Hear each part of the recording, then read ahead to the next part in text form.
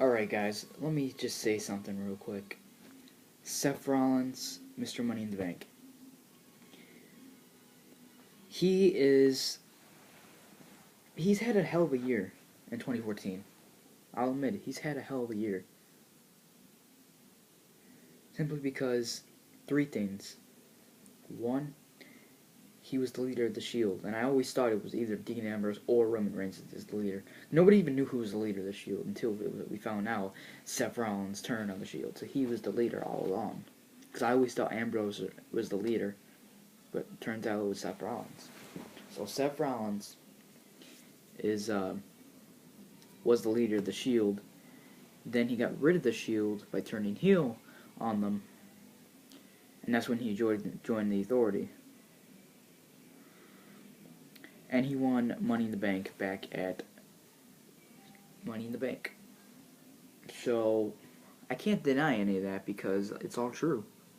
He did every one of those things, and he did lose the Authority and power at Survivor Series thanks to Sting. But something's not right. See, what I'm talking about is this past Monday night on Raw, Edge and Christian were in charge of the night. They were in charge of running Raw, and they made the first ever Cutting Edge Peep Show, which is basically a combination between the Cutting Edge and the Peep Show. So we had the Cutting Edge Peep Show, and they had Mr. Money in the Bank Seth Rollins, the undisputed future of this company, as their special guest.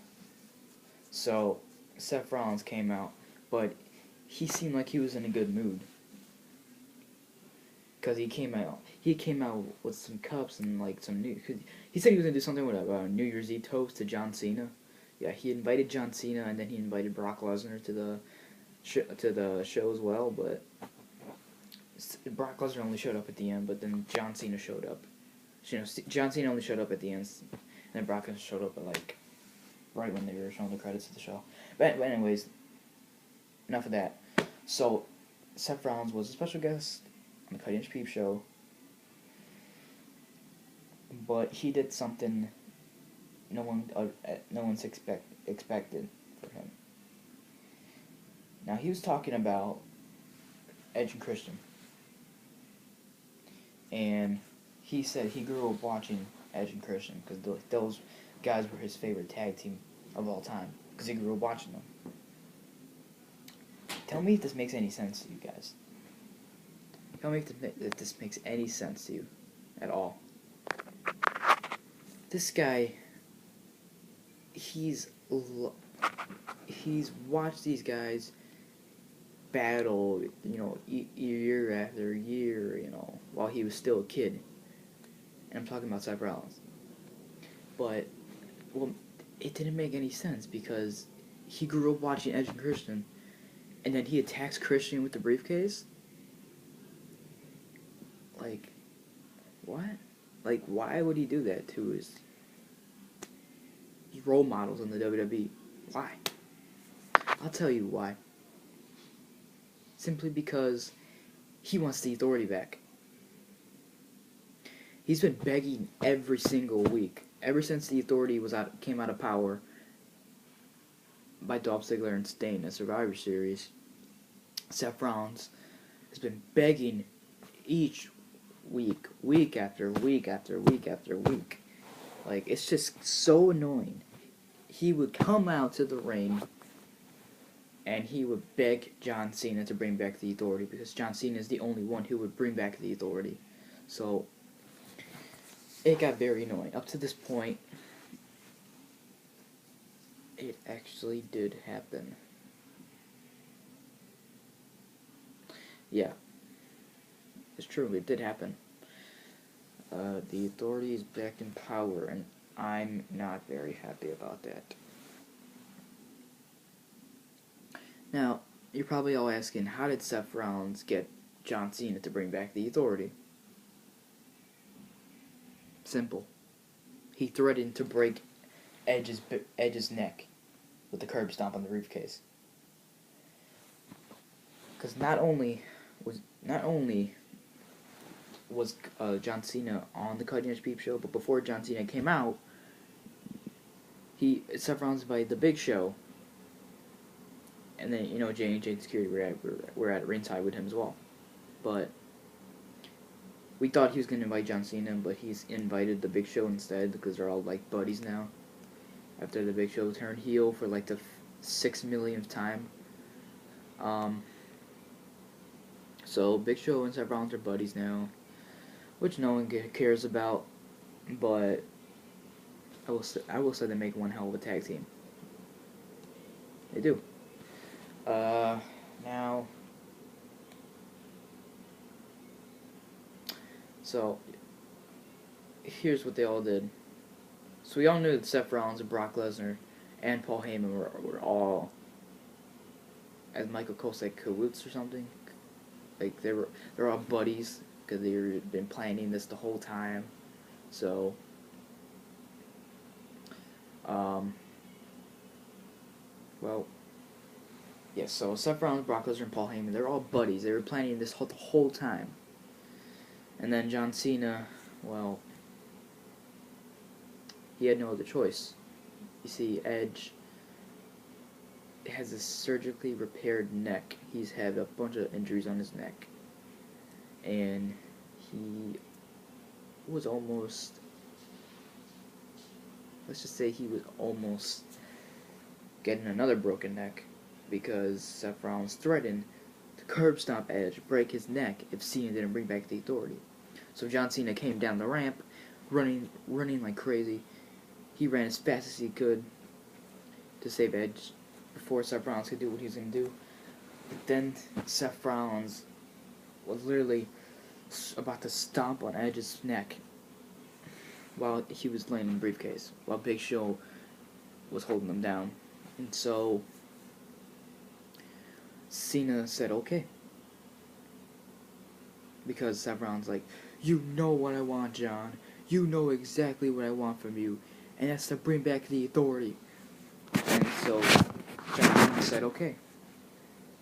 And Seth Rollins didn't believe what he actually said. And then he told Jamie Noble to give Cena a mic, and tell him the world. Because he wanted the whole world to hear it. And so he said, okay. I bring back the Authority. But he said very quietly because he he did not want to do it, but he had to.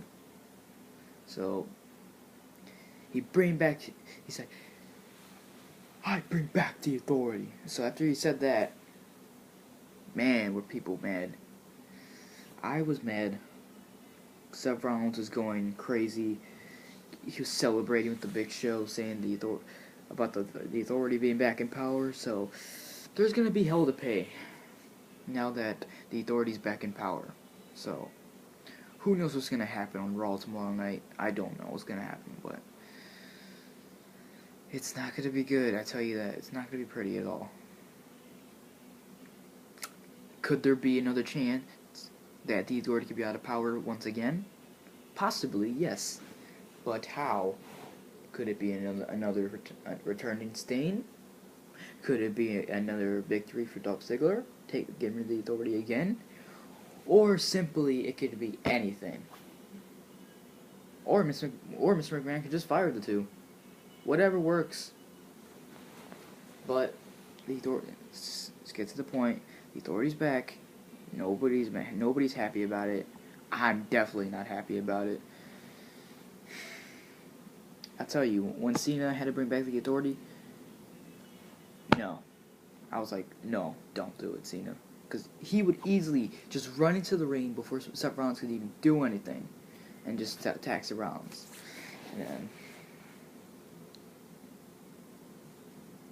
But you get my point. So once again, there's going to be hell to pay for every superstar being happy about the Authority coming out of power. So who knows what's going to happen now? Really. They could screw Dolph Ziggler out of the Intercontinental Championship again. They could put John Cena in a bunch of random matches again, like handicap matches or whatever they do. Or they could just be simply annoying every week like they are. Maybe that's the answer. They're very annoying every week, especially Stephanie McMahon. I can't stand her. I can't stand her voice. It's just so annoying. Like, every time she speaks in the ring, or wherever she speaks, like, shut up. Please, just shut up. Shut up. Shut your mouth. Stop talking. Your voice is giving me a headache. Ask anyone. Does Stephanie McMahon's voice give you a headache? Every time Stephanie McMahon comes out to the ring and starts talking about anything in particular, doesn't that give you a headache? 'Cause it does to me. Like, Jesus Christ, man. But let's just hope things don't go that bad now that the Authority's back. But I think it's most likely it will.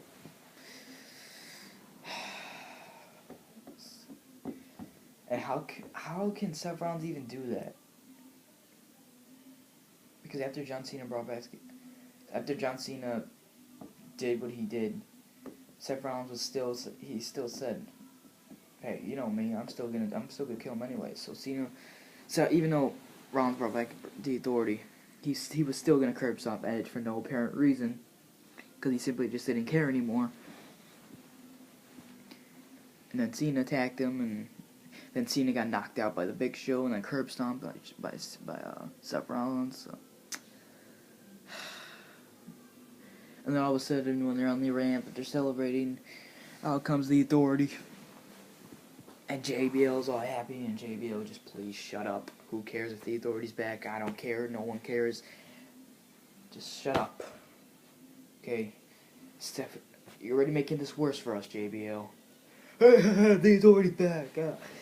There's gonna be hell to pay, Michael. There's gonna be hell to pay, Jerry. Like, Jesus Christ, man. Just shut up. Sooner or later, JBL will become tired of the Authority. He will be tired of them one day. One day he will. I don't know when, but he will one day. But that's all I got to say.